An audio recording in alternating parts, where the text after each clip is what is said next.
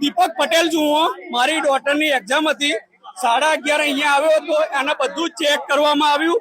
એની બુટ્ટી ઉપર ટેપ મારવામાં આવી, કંઠીએ નિકાળી લેવડાવવા આવી અને મુસ્લિમ લોકોને હિજાબ પહેરીને અંદર જવા દેવાની છુટ્ટી આપી. આ પોલીસ કઈ રીતનો એન્ટીના રૂલ્સ બધા માટે સારો લાગે ને કયો સંઘવીભાઈ ને કહું છું, આ તમે હિન્દુ મુસ્લિમ કરો છો, હવે કરો હિન્દુ મુસ્લિમ.